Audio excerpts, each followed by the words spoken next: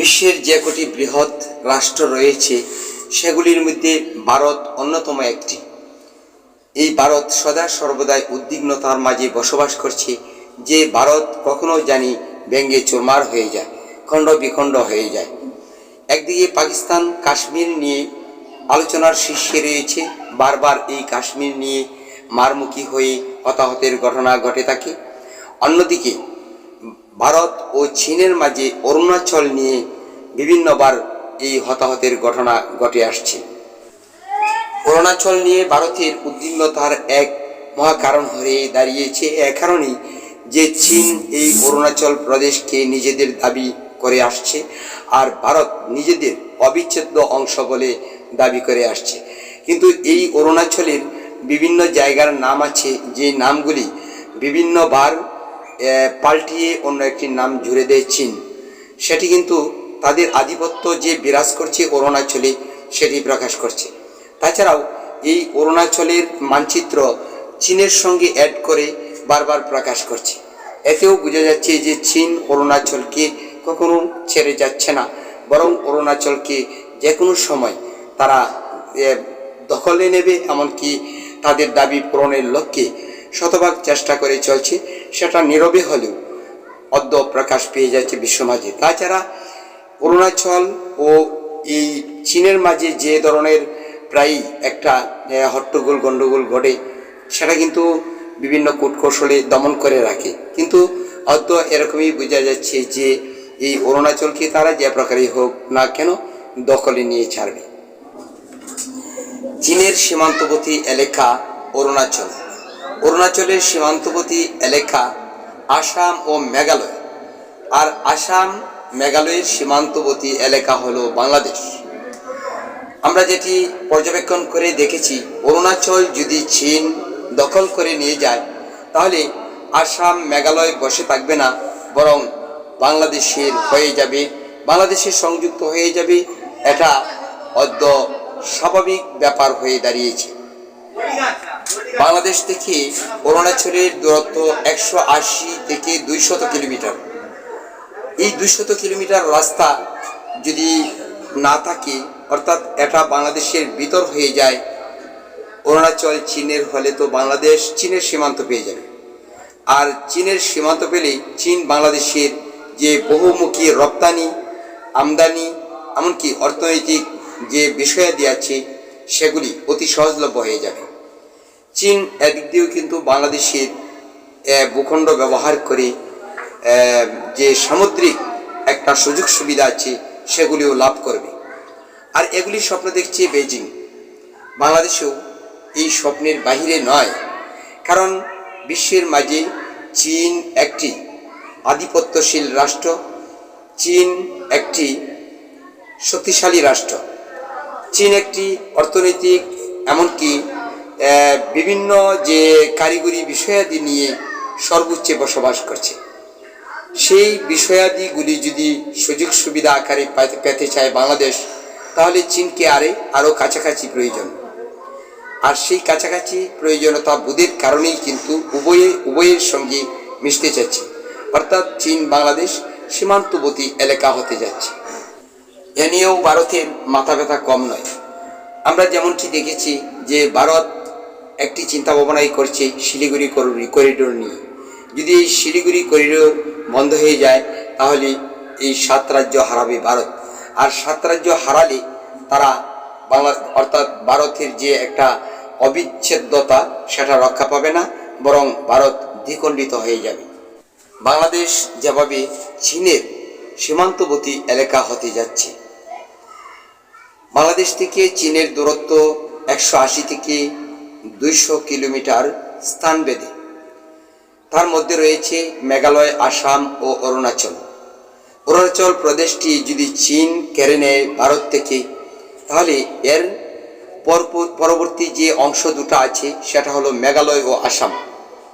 গত কিছুদিন পূর্বে আসামের মুখ্যমন্ত্রী হেমন্ত বিশ্ব শর্মা বলেছেন যে আসামে যেভাবে বাঙালি বসবাস বৃদ্ধি পাচ্ছে, বাঙালি জনতা বৃদ্ধি পাচ্ছে, ঠিক এভাবে যদি বাড়তে থাকে এক সময় কোনো যুদ্ধ বিগ্রহ ছাড়াই আসাম বাংলাদেশের হয়ে যাবে।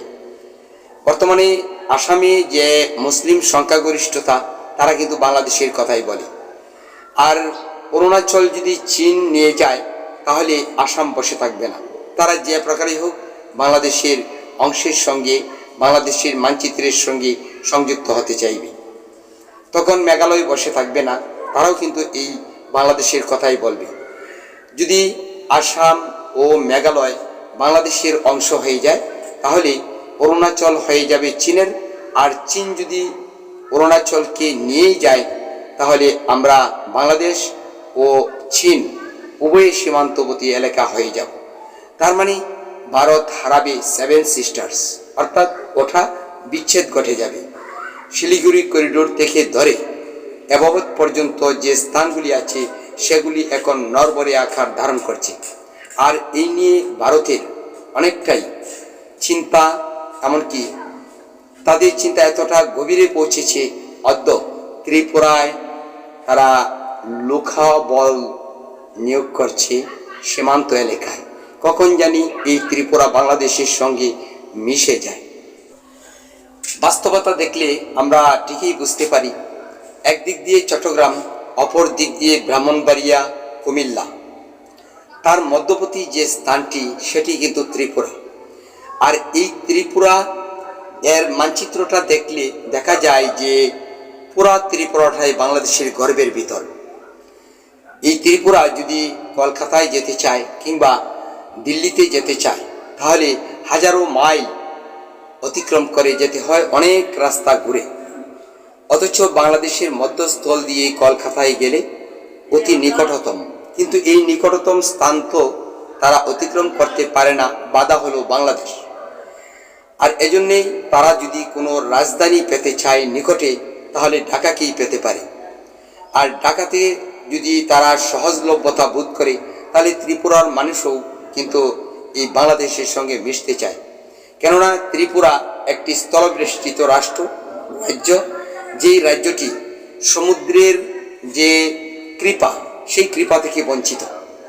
বাংলাদেশ সমুদ্রের অভিভাবক, আর সেই সমুদ্রের অভিভাবকতা মানে নিকটবর্তী সুযোগ সুবিধা পেতে ত্রিপুরাবাসী কিন্তু আগ্রহী।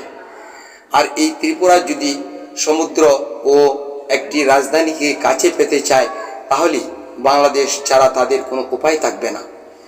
যদি ঢাকা ও এই সমুদ্রের লভ্যাংশ পেতে চায় তবুও তাদেরকে মিশতে হয় বাংলাদেশের সঙ্গে। তাহলে দেখুন যে ত্রিপুরাবাসী কি করবে, বাংলাদেশের সঙ্গে মিশবে নাকি হাজারো হাজার মাইল ঘুরে সেই দিল্লির সঙ্গে থাকবে। ইদানিং বড় একটা টান পূরণের মধ্যে আছে ভারত। তারা কখন জানি এই ভারতের বিভিন্ন অংশ হারিয়ে ফেলে এ ধরনের চিন্তা ভাবনায় আছে। বিশেষ করে বলবো 7 রাজ্যের ত্রিপুরা, সেটি যে কোনো সময় হারাতে পারে আসাম, হারাতে পারে মেঘালয়। আর এগুলি বাংলাদেশ এর সঙ্গে যুক্ত হওয়ার জন্য আগ্রহী। সেই আগ্রহকে দমন করার জন্য ভারত সরকার একটি ব্যাটালিয়ন সংযুক্ত করেছে ত্রিপুরার সীমান্তবর্তী এলাকায়। যে ব্যাটালিয়ন বাংলাদেশের স্বাধীনতা যুদ্ধের সময় পাকিস্তানের বিরুদ্ধে যুদ্ধ করেছিল, সেই ব্যাটালিয়নটি কিন্তু সেখানে সংযুক্তি করেছে, এমনকি তারা সেখানে পাহারাদার হয়ে কাজ করছে। এক্সটেনশন অফ চাইনিজ ইকোনমি কথাটি বলেছিলেন বাংলাদেশের অন্তর্বর্তী সরকারের প্রধান ডক্টর মোহাম্মদ ইউনূস। চীন থেকে একটি প্রতিনিধি দল যখন বাংলাদেশে এসেছিল তাদের সঙ্গে কথা বলে অর্থনৈতিক বিষয়াদি স্বাবলম্বিতার পথে কিভাবে এগোবে সে নিয়ে কথা হয়েছিল। আর সেই কথাগুলির মাঝেই কিন্তু তিনি এই কথাটি বলেছিলেন। আর সেদিন সেই প্রতিনিধি দল বলেছিল চীন বাংলাদেশের দিকে একটু এগিয়ে আসতে হবে। আর অন্তর্বর্তী সরকার বলেছিলেন যে বাংলাদেশ আরেকটু এগিয়ে যেতে হবে। এতে প্রমাণিত হয় যে এখানে শিলিগুড়ি করিডোর তথা মেঘালয়, আসাম এগুলি বাংলাদেশের জন্য বাধা। আর অরুণাচল নিয়ে বাধায় পড়ে আছে চীন। অরুণাচল যদি চীন নিয়ে যায় আর মেঘালয়, আসাম যদি বাংলাদেশের হয়ে যায় তাহলে সেই বাধাটা কেটে যাবে। অর্থাৎ চীন বাংলাদেশের সঙ্গে যে অর্থনৈতিক স্বাবলম্বিতা সেটা প্রাপ্তি হবে, অর্থাৎ দুটি রাষ্ট্র সীমান্ত পেয়ে যাবে। আমরা যেমন পাবো চীনের সীমান্ত, তেমনি চীন পাবে বাংলাদেশের সীমান্ত। সুতরাং ওই দিক দিয়ে ভারত হয়ে যাবে বিভক্ত, যে বিভক্ততার করুণ ইতিহাসের কথা এখনই ভাবছে নয়াদিল্লি। যারা যত বেশি উত্তেজিত হয় তারা তত বেশি পড়ে। ভারত অদ্য এত উত্তেজিত যে তাদের উত্তেজনার ভারত গলতে গলতে এক মহাসমুদ্রের পথ হতে যাচ্ছে। এই উত্তেজনা কখন শেষ হবে? ভারত পাকিস্তান নিয়ে যেমন উত্তেজনাকর কুরুচিকর কথাবার্তা বলে থাকে, তেমনি বাংলাদেশকে নিয়েও ভারত কুরুচিপূর্ণ কথা, উত্তেজনাপূর্ণ কথা, এমনকি ভারত পাকিস্তানকে কীভাবে দাবিয়ে রাখবে বিভিন্ন কলা কৌশলে তারা কথা বলে থাকে। বিশেষ করে ভারতের মিডিয়াগুলি এই বাংলাদেশ ও পাকিস্তান নিয়ে বড় বড় ধরনের কিছু ছক আঁকে, যে ছকের মাঝে দেখা যায় যে এর সত্যতা খুঁজে পাওয়া যায় না। এভাবে মিথ্যা প্রোপাগান্ডা চালিয়ে ভারত কখনো বাংলাদেশ তথা পাকিস্তানকে নিচে ফেলে রাখতে পারবে না, বরং তারা একসময় নিচে পড়বে, আর এই সম্ভাবনাটা অতি সামান্য।